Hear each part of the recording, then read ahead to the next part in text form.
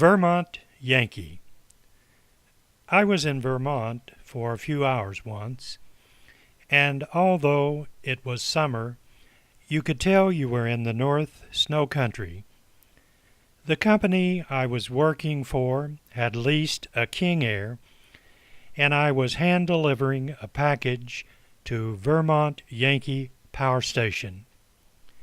We landed south of the Vermont state line at Turner's Falls Airport in Massachusetts, where a junker of a taxi was waiting to take me to Vermont Yankee. This was the worst taxi and driver I had ever seen, and I have seen a bunch of them. I had never been in that part of the country before, so I did not have a clue as to where I was. All indications coming from the taxi driver, he did not have a clue where he was going either. The original backseat of the taxi must have been removed and replaced with a backseat out of a compact car because it was not attached to anything and was sliding around on the floorboard. The windows were broken, and I could not roll any of them up. The driver was smoking and flicking his ashes, and they were flying through the window onto me. I asked him if he knew where he was going, and he said he thought he did because he had used a soft drink machine once up there. I began to think I would not arrive at my destination with my important package, so I started thinking of a strategy to get out of this predicament. I had once worked in the communications department of a police station, and by working closely with law enforcement people, I was comfortable around them. This was long before people became so paranoid, worrying about everything that moved or looked strange. Anyway, I saw a police vehicle parked near a building on the side of the road.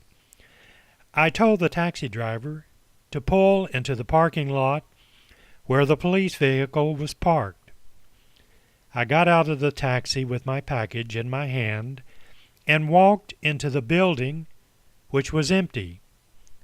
I could hear someone talking, and I came down a hallway with my package in my hand, making sure my hands were visible to whoever was on the phone.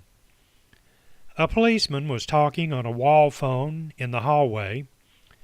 The first thing he did when he saw me was look at my clearly visible hands.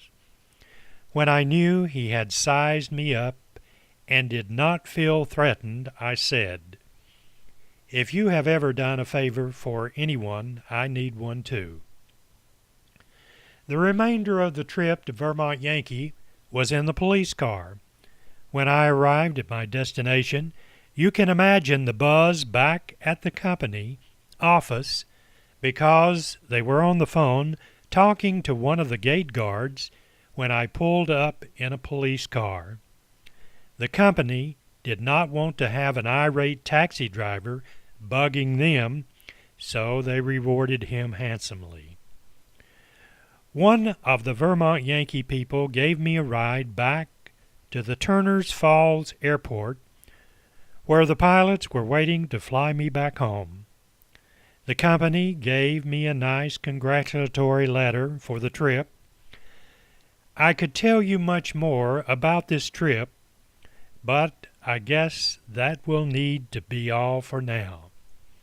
This is just another musing from an old guy leaving some history for his grandchildren and you too if stuff like this amuses you.